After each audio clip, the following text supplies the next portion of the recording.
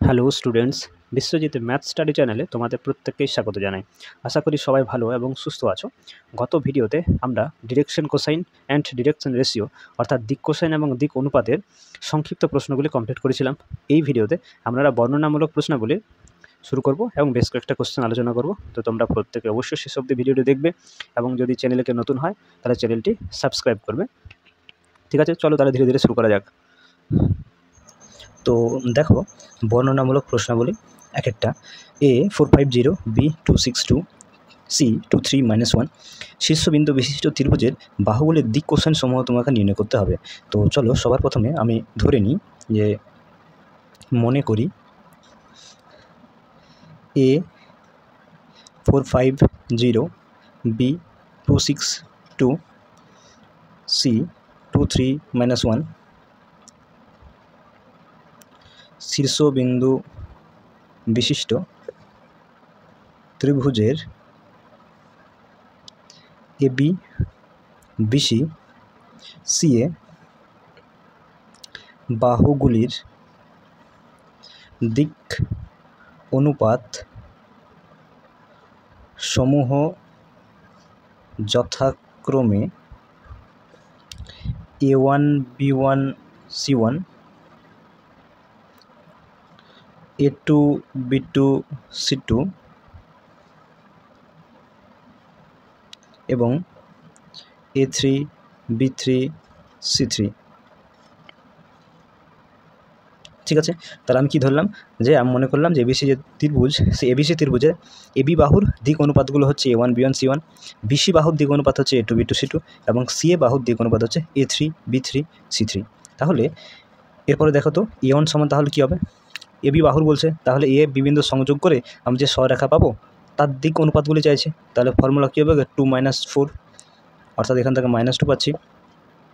আচ্ছা, B1 সমান কী হবে? 6 - 5 সমান 1, C1 সমান হবে 2 - 0 অর্থাৎ 2। একই রকমভাবে বলো তো B1 সমান কত পাবো?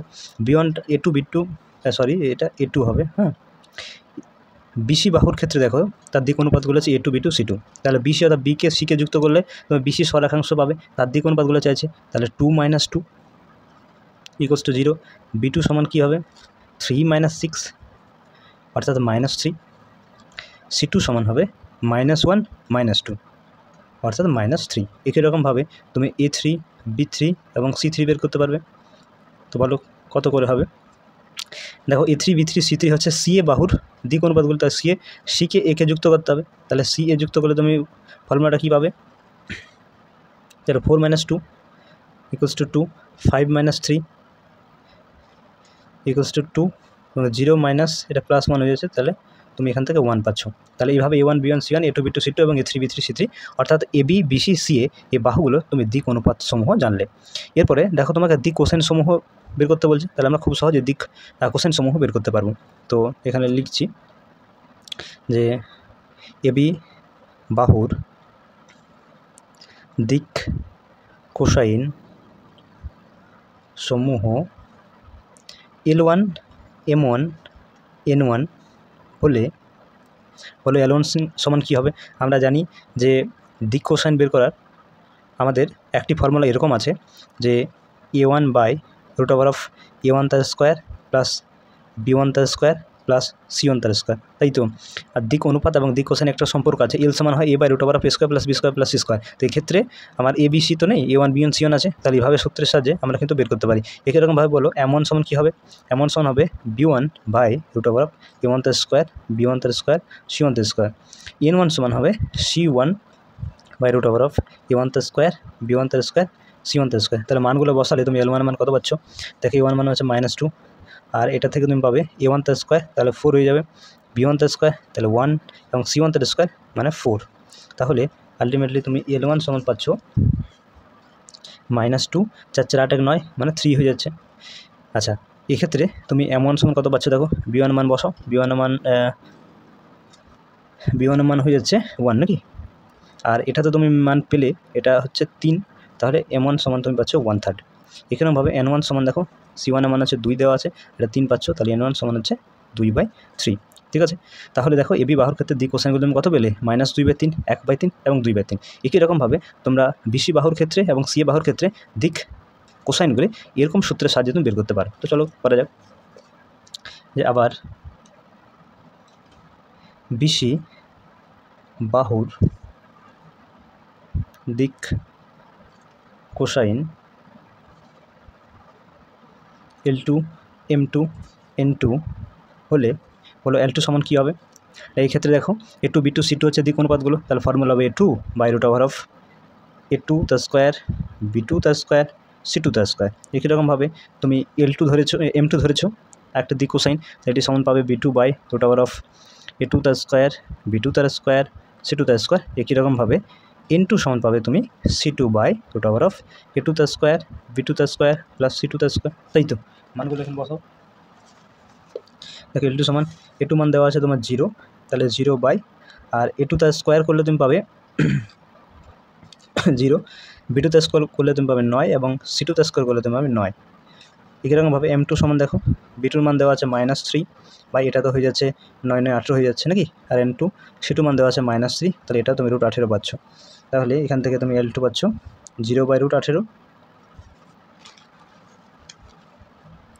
M2 পাচ্ছ এটাকে তুমি যদি বাইরের 3টাকে এভাবে তুমি লিখতে পারো 3/3 × √2, তাহলে 3 3 কেটে যাচ্ছে, তাহলে M2 সমান তুমি ফাইনাল পাচ্ছ -1/√2। এখানেভাবে N2 সমান -3/3 × √2 তুমি করো, তাহলে 3 3 কেটে যাচ্ছে, তাহলে N2 সমান ফাইনালি পাচ্ছ -1/√2। তাহলে বিসি বাহুর ক্ষেত্রে দিক কোসাইন সম বের হলো। একইরকমভাবে ফাইনাল তুমি সি বাহুর ক্ষেত্রে বের করো।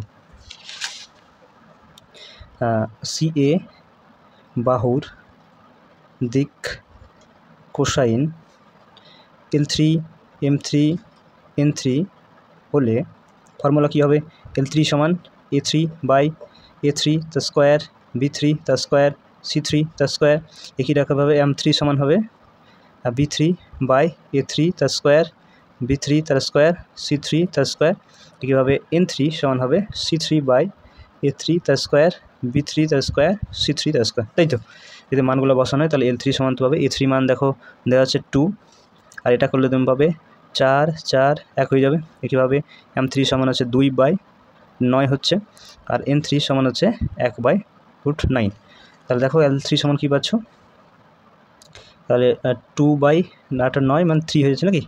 M3 সমান পাচ্ছ 2/3 আর N3 সমান পাচ্ছ 1/3। তাই তো এর ফাইনাল একটু লিখে দিই যে এবি বাহুর দিক কোসাইন সমূহ কী কী হয়েছিল না, হয়েছিল তোমার L1 M1 N1 এর মান তুমি পেয়েছো -2/3 1/3 2/3। একই রকমভাবে বিসি বাহুর ক্ষেত্রে দিক কোসাইন তুমি পেয়েছো একটা 0/√18, একটা 1/3, একটা 2/3, এবং সিএ বাহুর ক্ষেত্রে তুমি দিক কোসাইনগুলো পেলে 2/3 2/3 1/3। তাহলে এটি অ্যান্সার হবে।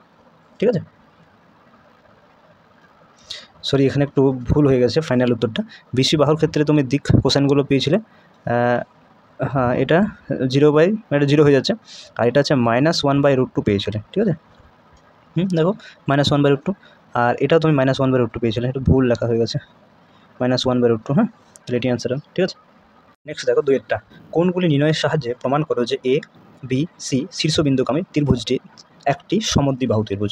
তো সবার প্রথমে আমরা একটা সমদ্বিবাহু ত্রিভুজের ছোট্ট করে একটা ছবি এঁকে নিচ্ছি। হ্যাঁ, আচ্ছা মনে করলাম এটা এ বিন্দু যার স্থানাঙ্ক হচ্ছে 3 4 -1, এটা বি বিন্দু 1 5 1, এবং এটি হচ্ছে সি বিন্দু যার স্থানাঙ্ক হচ্ছে 1 2 -2।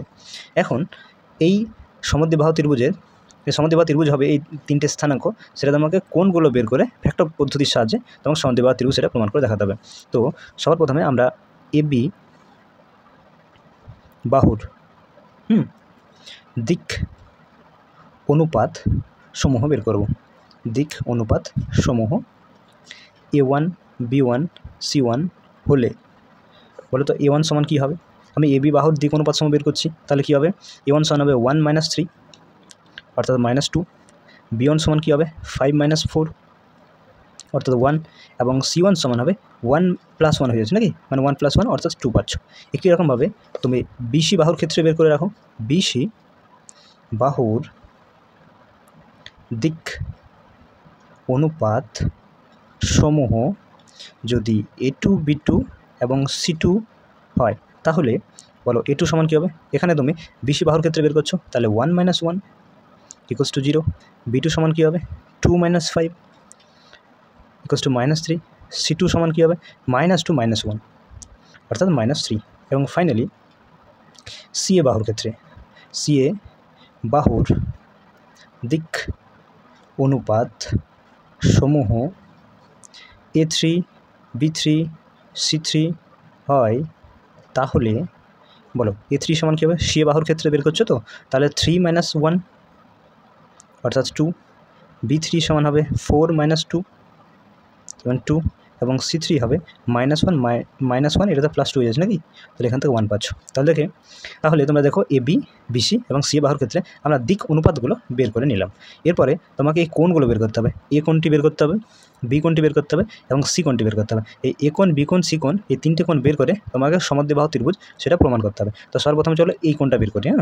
এই কোণটার নাম, এই কোণটাকে আমি কীভাবে বের করব? দেখো তো এই কোণটা হচ্ছে এই AB এবং AC বাহুর অন্তর্ভুক্ত কোণ, তাই না? AB এবং AC বাহুর অন্তর্ভুক্ত কোণ হচ্ছে কি এই A কোণটা। তাহলে আমরা দেখো তাহলে দুটি বাহু তাদের অন্তর্ভুক্ত কোণ বা দুটি সরাখার অন্তর্ভুক্ত কোণ যদি আমাদের A হয় তাহলে আমরা cos A সমান কী জানি না? ওই কোণটির cos এড করলে আমরা দিক কোসাইন পাই। তাহলে দিক কোসাইনে একটি সূত্র আছে, তোমরা খেয়াল করো তো। সূত্রটা হচ্ছে A1 A2 plus B1 B2 plus C1 C2 by √A1 তার স্কোয়ার B1 তার স্কোয়ার C1 তার স্কোয়ার ইন্টু A2 তার স্কোয়ার B2 তার স্কোয়ার C2 তার স্কোয়ার। এরকম একটা ফর্মুলা আমরা কিন্তু জানি যে দুটি সরেখার যদি দিক অনুপাতগুলো A1 B1 C1 এবং A2 B2 C2 হয় তাহলে তাদের অন্তর্ভুক্ত কোণ যদি A হয় তাহলে cos A সমান এরকম একটা ফর্মুলা আমরা জানি। তাহলে দেখো তোমরা লক্ষ্য করে যে AB এবং AC যে সরেখা তাদের অন্তর্ভুক্ত কোণটা চাইছে সে কোণটা A, তাহলে আমি cos A লিখে নিয়েছি। ঠিক আছে, এখন A1 A2 এই দেখো এই সরেখাটা এবং এই সরেখা অর্থাৎ AB এবং AC বা CA এই দুটোরই কিন্তু আমরা দিক অনুপাতগুলো জানি। তাহলে এই দিক অনুপাতগুলো আমরা এখানে কিন্তু মানগুলো বসাতে পারি। বসালে কী পাবো? cos A দেখো A1 অর্থাৎ এই AB বাহুর দিক অনুপাত দেখো A1 বেরিয়েছে। আর এই ক্ষেত্রে তোমার A2 মানে তোমাকে এই CA বাহুর ক্ষেত্রে ধরতে হবে, কারণ এ অ্যাঙ্গেলটা বানানোর জন্য তোমার AB এবং AC এই দুটি বাহু প্রয়োজন। তাহলে এই ক্ষেত্রে তুমি কত পাবে? -2 × 2 -2 × 2 প্লাস B1 দেখো B1 এর ক্ষেত্রে 1 পেয়েছো এবং B2 মানে তোমার এটা হয়ে যাবে B3টা হয়ে যাবে অর্থাৎ 2 প্লাস C1 2 × C2 অর্থাৎ 1। ঠিক আছে, বাই A1 তার স্কোয়ার অর্থাৎ -2 তার স্কোয়ার মানে 4 হয়ে যাবে। আচ্ছা, B1 তার স্কোয়ার মানে তুমি পাবে 1 আর C1 তার স্কোয়ার তাহলে পাচ্ছ 4। একই রকমভাবে তুমি যদি A2 তার স্কোয়ার করো, A2 মানে এখানে তুমি A3টা ধরতে হবে, তাহলে 4 B2 তার স্কোয়ার তাহলে তুমি পাচ্ছ 4 এবং C2 তার স্কোয়ার মানে হচ্ছে 1। বোঝা গেছে? এক্ষেত্রে তোমার A2 B2 C2 মানে হচ্ছে A3 B3 C3, কারণ AB এবং CA এই বাহুগুলি দ্বারা কিন্তু কোণটা তৈরি হচ্ছে। ঠিক আছে, তাহলে এদের দিক অনুপাতগুলো তোমাকে নিতে হবে। তাহলে ফাইনালি তুমি এখানে কী পেলে? cos A সমান এটা -4 হচ্ছে -4 আর এটা হচ্ছে 2 আচ্ছা, আর এদিকে থাকছে √9। এখন cos A সমান কী হচ্ছে? এটা যাচ্ছে 8, এটা তো 0 হয়ে যাচ্ছে নাকি? তাহলে আলটিমেটলি 0 পাচ্ছ। এবার 0 বলো তো cos কতর মান হয়? না আমরা প্রত্যেকে জানি cos π/2 মান হয়, অর্থাৎ cos 90 ডিগ্রি মান 0 হয়। তাহলে এখান থেকে তোমরা কত পাচ্ছ? এর মান কত পাচ্ছ? π/2। তাহলে এই কোণটা হচ্ছে তোমার π/2। এখানে তোমার B এবং C বের করতে হবে। তো চলো আমরা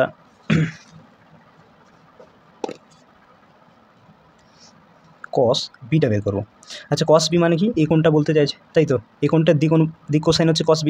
এখন দেখো এই কোণটা বানানোর জন্য তোমাকে এই বাহুটা নিতে হবে, অর্থাৎ AB এবং এবং ACর অন্তর্ভুক্ত কোণটা তোমাকে বের করতে হবে। তাহলে এই দুটি বাহুর যে দিক অনুপাতগুলো সেই দিক অনুপাতগুলো তোমাকে গুণ করতে হবে, বা এখানে তোমাকে এই ফর্মুলাতে এই দিক অনুপাতগুলো ব্যবহার করতে হবে, তাই না? তাহলে অন্তর্ভুক্ত কোণটা তুমি বের করতে পারবে। তাহলে এবির ক্ষেত্রে দেখো তুমি AB বাহুর ক্ষেত্রে দিক অনুপাতগুলো A1 B1 C1 আর BCর ক্ষেত্রে A2 B2 C2। তাহলে ফর্মুলাটা ইউজ করো। তাহলে কত হবে? mod of A1 মানে হচ্ছে -2 ইন্টু A2 মানে হচ্ছে 0 প্লাস B1 মানে হচ্ছে 1 B2 মানে হচ্ছে -3 প্লাস C1 মানে হচ্ছে 2 আর C2 মানে হচ্ছে -3 mod বাই দেখো A1 তার স্কোয়ার B1 তার স্কোয়ার প্লাস C1 তার স্কোয়ার তুমি √9 পেয়েছিলে আগেরটা বের করেছিলে। আর এখন A2 square B2 square plus C2 square সমান কত পাবে? এটা 0, এটা হয়ে যাচ্ছে 9, এটা হচ্ছে 9 মানে 9 + 9 এটা পাচ্ছ নাকি? তাহলে কস বি সমান হচ্ছে উপরে থাকছে তোমার, এটা তো 0 হয়ে যাচ্ছে, এটা -3, এটা -3 দুগুণে 6, √9 মানে 3, এটা √18 মানে হচ্ছে 3√2। তাহলে এখান থেকে তুমি পাচ্ছ কস বি সমান -9 বাই এটা 3 3 9√2, তাহলে কস বি সমান হচ্ছে 9/9√2, 9 কেটে দাও, তাহলে পাচ্ছ কস বি সমান 1/√2।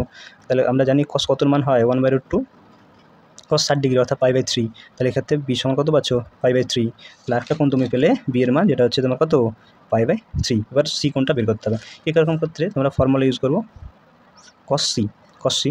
আচ্ছা দেখো, এই সি কোণটা বানানোর জন্য তোমাকে কোন কোন বাহু দুটির প্রয়োজন আছে। সি কোণটা বানানোর জন্য তোমাকে বিসি এবং সিএ এই দুটি বাহুর প্রয়োজন। এই দুটি বাহুর যে দিক অনুপাতগুলো, সেই দিক অনুপাতগুলোর সাহায্যে তুমি কিন্তু সি কোণটা বের করতে পারবে। তাহলে বিসি এবং সিএ, তাহলে চলো বিসির ক্ষেত্রে দিক অনুপাতগুলো A2B2C2, তাহলে ফর্মুলা বসাও 0 × 2 প্লাস -3 × 2 প্লাস -3 × 1, তাই তো A2B2 A3B3 এবং বাই এটা মানটা তুমি পাবে 0² 3² মানে 9 9 18 √18, আর এটার মান তুমি পাচ্ছ A3B3C3 যদি করে তাহলে তুমি √9 পাচ্ছ। তাহলে দেখো এখান থেকে তুমি কী পাচ্ছ, কস সি সমান এটা হয়ে যাচ্ছে -6 -3 বাই এটা হচ্ছে 3√2 × 3। একই রকমভাবে কস সি সমান পাচ্ছ -9 mod অফ বাই 3 3 9√2, তাহলে কস সি সমান হচ্ছে 9/9√2, 9 কেটে দাও, তাহলে কীরকমভাবে তুমি সি সমান কত পাচ্ছ, π/3। তাহলে এই অ্যাঙ্গেলটা কত হচ্ছে, এই অ্যাঙ্গেলটা তোমার হচ্ছে π/3। তাহলে দেখো এমন একটি ত্রিভুজ যার এই কোণটা হচ্ছে কত, এই কোণটা কত পেয়েছিলে, এই কোণটা পেয়েছিলে π/2 অর্থাৎ 90 ডিগ্রি, এই দুটি কোণ হচ্ছে π/3, তাহলে কত হচ্ছে π/3 মানে 60 ডিগ্রি, তাহলে 60 60 120। আচ্ছা π/3 করে হবে না, তাহলে 180 ডিগ্রি পেরিয়ে যাচ্ছে, দেখো ভুল হয়ে গেছে কোথাও। এক্ষেত্রে এর মান তো ঠিকই আছে π/2, এক্ষেত্রে দেখো আচ্ছা এটা একটু 1/√2 কস কিন্তু π/4 এর মান বটে, ঠিক আছে, π/4 অর্থাৎ 45 ডিগ্রি, তাহলে বি সমান π/3 না, বি সমান π/4 পাবে এবং সি সমানও π/4 পাবে। তাহলে এই দুটো কোণ হচ্ছে কত, π/4 করে। তাহলে দেখো এ বি সি ত্রিভুজের ক্ষেত্রে বি কোণ এবং সি কোণ তুমি π/4 করে অর্থাৎ 45 ডিগ্রি পাচ্ছ, আর এটা 90 ডিগ্রি, তাহলে 45 45 90, এটা 90 180 হয়ে যাচ্ছে। তাহলে এক্ষেত্রে আমরা দেখতে পাচ্ছি যে এ বি সি ত্রিভুজের বি কোণ সমান সি কোণ, এই দুটিই কিন্তু π/4 অর্থাৎ 45 ডিগ্রি করে হচ্ছে। এখন দুটি ত্রিভুজের, ঠিক আছে, এখন দুটি ত্রিভুজের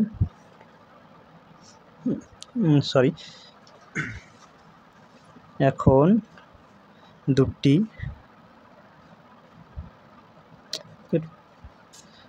ত্রিভুজের দুটি কোণ সমান হলে দুটি বাহুও সমান হয়, অতএব ত্রিভুজটি একটি সমদ্বিবাহু ত্রিভুজ, তাই তো, এটি অ্যান্সার হবে। নেক্সট দেখো কোশ্চেন নাম্বার 3, 1 1 3 3 2 1 বিন্দু দুটির সংযোজক সরেখা এক অক্ষের সঙ্গে যে সূক্ষ্মকোণ উৎপন্ন করে সেটা তোমাকে নির্ণয় করতে হবে। এখন সবার প্রথমে এই দুটি বিন্দুর যে সংযোজক সরেখা তার আমরা দিক অনুপাতগুলো বের করব। তো লিখে নিই একটু, ধরি 1 1 3 এবং 3 2 1 বিন্দু দুটির সংযোজক সরলরেখার দিক অনুপাত সমূহ এ বি সি হলে বলো এ সমান কী পাবে। এটা তুমি ধরে নাও x1 y1 z1, এই স্থানাঙ্কটাকে তুমি x2 y2 z2 ধরো, তাহলে দিক অনুপাত কীভাবে বের করতে হয়, x2 - x1 অর্থাৎ 3 - 1, তাহলে এখান থেকে তুমি 2 পাচ্ছ। বি সমান কত হবে, y2 - y1 মানে 2 - 1 মানে তুমি 1 পাচ্ছ, আর সি সমান কী হবে, z2 - z1 অর্থাৎ 1 - 3, দেখি 1 - 3 = -2। তাহলে এখন তুমি ওই সরলরেখাটি মানে দুটি বিন্দুর সংযোজককারী যে সরলরেখাটি তার তুমি দিক অনুপাতগুলি জানলে, কত হলো 2 1 -2। এখন তুমি মনে করো যে ওই সরলরেখাটি x অক্ষের সঙ্গে যে সূক্ষ্মকোণ উৎপন্ন করে সেটি হলো আলফা, ঠিক আছে। আবার মনে করি আবার মনে করি সরলরেখাটি এক্স অক্ষের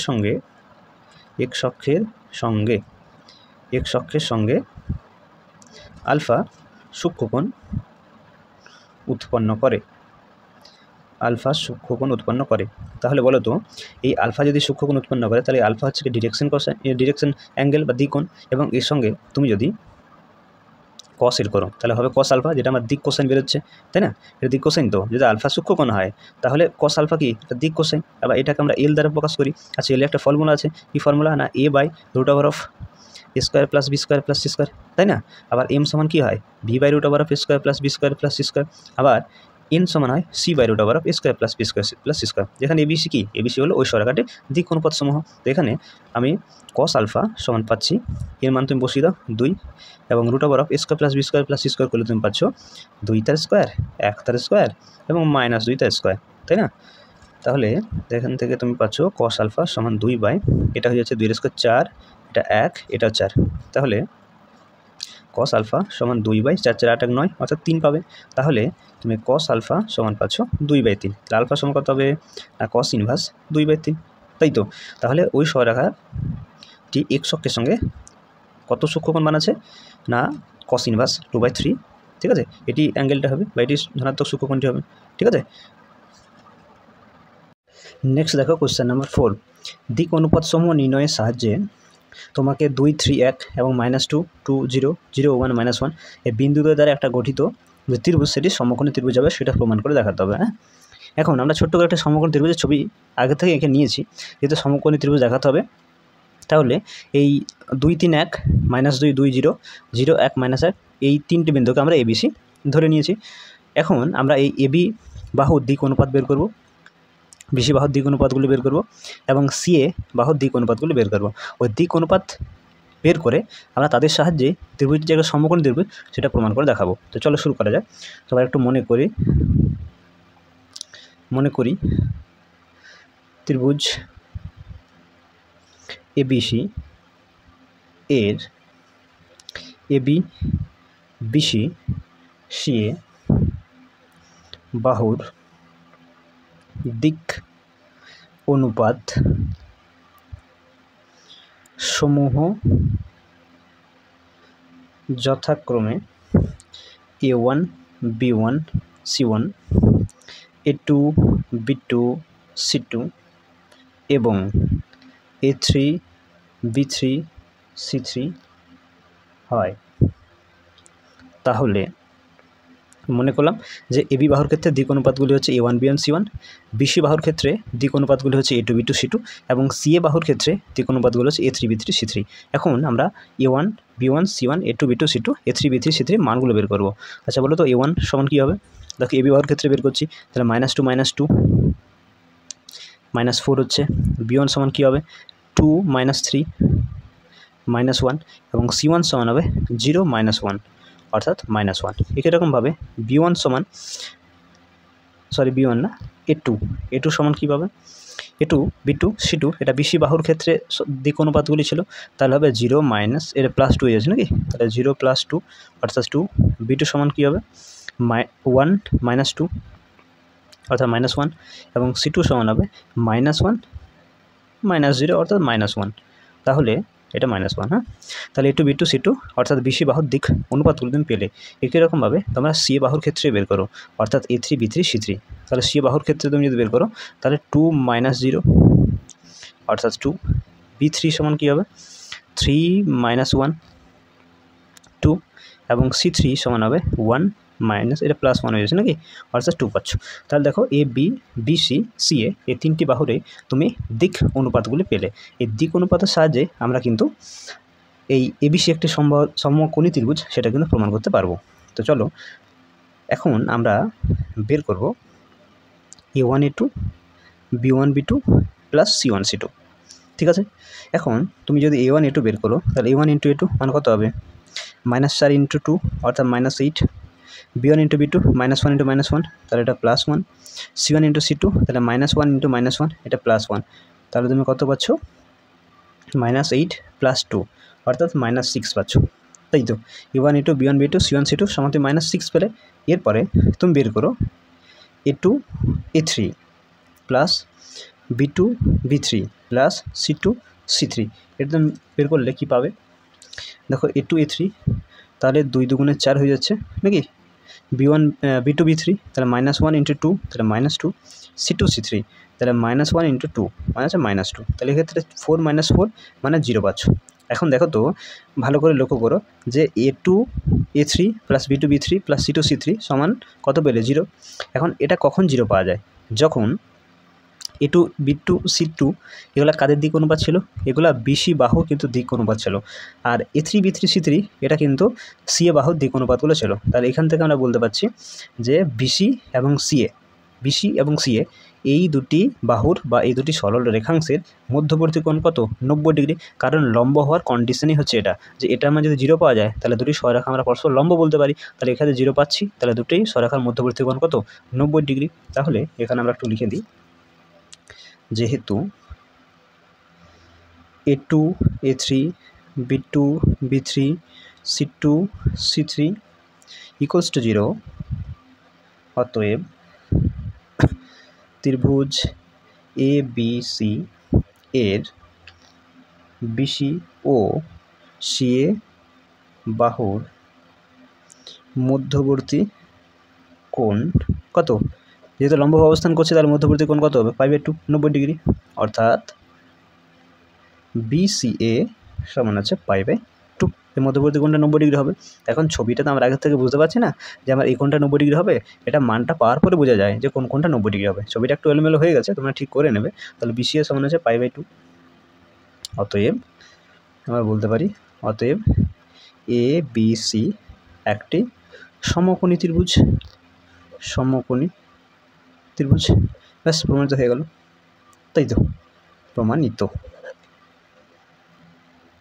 নেক্সট দেখো কোশ্চেন নাম্বার 5, মূলবিন্দু ও থেকে অঙ্কিত সরলরেখাদ্বয় OA ও OB দিক অনুপাত সমূহ দেওয়া আছে। OA এবং OB এই দুটি সরলরেখার দিক সমূহ দেওয়া আছে 1 - 1 -1 2 - 1 1 হলে A ও B সমতলের ওপর অঙ্কিত একটা অভিলম্ব যার দিক কোসাইন তোমাকে চাইছে এখানে। তো সর্বপ্রথমে একটু লিখে নিই যে মনে করি A ও B তলের অভিলম্বের দিক কোসাইন সমূহ হলো LMN। মনে করলাম যে এ ও বি তলে যে অভিলম্বের কথা বলছে তার দিক কোসাইন সমূহ হচ্ছে LMN। এখন এই অভিলম্বটি OA এবং OB উভয়েরই ওপর লম্ব, তাই তো এই অভিলম্বটি OA এবং OB এই উভয়ের ওপর লম্ব। কারণ কি, যেহেতু OA এবং OB উভয়ে কোথায় রয়েছে, উভয়ে রয়েছে AOB তলেই, AOB তলে অবস্থিত। তাহলে আমরা এখানে OA OB যে সরেখার দ্বয়ের কথা বলছি তারা AOB তলেই আছে। তাহলে এখানে যে অভিলম্বটা সেটা OA এবং OB উভয়ের ওপরই লম্ব হবে। এখন যদি উভয়ের ওপর লম্ব হয় তাহলে এর ক্ষেত্রে আমরা OA সরেখার ক্ষেত্রে দিক অনুপাতগুলি কত জানি 1 - 1 - 1, এবং অভিলম্বটির দিক কোসাইন কত জানি না LMN। তাহলে এই দিক কোসাইনগুলোর গুণফলের সমষ্টি কত হবে 0 হবে। যদি লম্বভাবে অবস্থানকারী দুটি সরেখা তাহলে তাদের দিক কোসাইনের গুণফলের যোগফল কত হয় 0 হয়। তাহলে আমরা এখানে লিখতে পারি L × 1 plus M × -1 plus N × -1, এটা সমান কত হবে 0 হবে।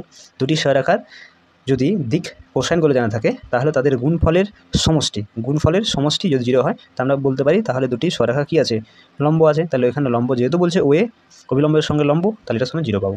তাহলে এখান থেকে আমি কি পাচ্ছি বলো, L - M - N = 0। এটা 1 নম্বর সমীকরণ নাম দিতে পারো। এইরকম করে দেখো OB যে সরেখাটি OB সরেখাটিও কিন্তু ওই অভিলম্বের সঙ্গে সমকোণে আছে, লম্ব আছে, তাই তো এই OB এও কিন্তু লম্ব আছে ওই অভিলম্বটির সঙ্গে। তাহলে এর ক্ষেত্রেও দিক কোসাইনগুলো গুণফলের সমষ্টি কত হবে 0 হবে। দেখো OBর ক্ষেত্রে তুমি এর ক্ষেত্রে দেখো L × 2, অভিলম্বটির দিক কোসাইন হচ্ছে M, এর ক্ষেত্রে হচ্ছে -1, তাহলে M × -1 প্লাস n ইন্টু 1, এটা সমান কত হবে? এর ক্ষেত্রে 0 হবে, কারণ OB সরেখাটাও অভিলম্বের সঙ্গে 90 ডিগ্রি কোণ উৎপন্ন করছে, লম্বভাবে আছে। তাহলে এখান থেকে পাচ্ছ তুমি 12 minus m plus n equals to 0। এটা তুমি 2 নম্বর সমীকরণ নাম দাও। এখন তুমি 1 নম্বর ও 2 নম্বর সমীকরণকে যদি বজ্রগুণ পদ্ধতির সমাধান করো, তাহলে L, M, N এর মানগুলো পাবে। তাহলে একটু লিখে নাও, 1 নম্বর ও 2 নম্বর সমীকরণকে বজ্র গুণন প্রণালী দ্বারা পাই, মানে বজ্রগুণ পদ্ধতির সমাধান। তাহলে দেখো, যদি বজ্রগুণের সাহায্যে সমাধান করা যায় তাহলে কি পাচ্ছি আমরা? L by something equals to M by something equals to N by somethings. আশা করি বজ্রগুণ পদ্ধতি প্রত্যেকে জানো। তাহলে এলকে প্রথমে বাদ দাও, তাহলে কী পড়ে থাকছে? এখান থেকে 1 মানে -1 পাচ্ছ, আর এটা তোমার হয়ে যাবে -1। এবার এমকে তুমি রাখো, তাহলে এটা গুণ হয়ে যাচ্ছে তোমার আগে -2, আর এটা তুমি -2, আর এটা পেয়ে যাচ্ছ +1। আর এদিক থেকে তুমি পাচ্ছ, এটাকে বাদ দাও, তাহলে -1, আর এটা আছে +2, তাই তো? দেখো এবার ঠিক আছে কি না। এল বাই এলকে রাখলে তাহলে এটা -1, এখানে তুমি -1 পাচ্ছ। এমকে রাখো, তাহলে এমকে রাখলে তুমি mn চলে যাচ্ছে, তাহলে এখান থেকে -2 এবং এটা -1, আচ্ছা এটা -1 হয়ে যাবে। এবার এনের ক্ষেত্রে দেখো তুমি এটাকে রাখো, তাহলে এটা তোমার এটা -1, আর এটা হয়ে যাচ্ছে +2 নাকি? +2। তাহলে তুমি এখান থেকে পাচ্ছ L by -2, M by -3, N by 1। এবার এটাকে তুমি যদি একসাথে স্কোয়ার করে যোগ করে দাও, তাহলে তুমি কী পাবে? Plus minus √L square plus M square plus N square by √2 the square -3 the square 1 the square. এখান থেকে তুমি পাচ্ছ +-1 L square plus M square plus N square equals to কত হয়? 1 হয়। আর নিচে তুমি এটা পাচ্ছ 4, 9 মানে হচ্ছে 13, 1, 14 √14 পাচ্ছ নাকি? তাহলে +-1 বাই √14। এখন অতএব লিখে দাও, এ ও বি তলের অভিলম্বের দিক কোসাইন সমূহ হলো কত হবে? -2 পেয়েছে, তাহলে -2 বাই √14, এটা হবে -3 বাই √14। এটা যদি মাল্টিপ্লাই করো এগুলোর সাথে, এই মানগুলোর সাথে তুমি যদি মাল্টিপ্লাই করো, তুমি কত পাবে? -2 বাই √14, -3 বাই √14 এবং 1 বাই √14। তাছাড়া এবার তুমি যদি প্লাস মানটা এই মাইনাস মানটা নাও, তাহলে এটা বদলে যাবে, এটা কত হয়ে যাবে? এটা 2 বাই √14 হবে, আবার এটা হয়ে যাবে তোমার 3 বাই √14, আর এটা হয়ে যাবে -1 বাই √14। ঠিক আছে, তাহলে এগুলোই উত্তর হবে। ঠিক আছে, দেখো পরে কোশ্চেন 7।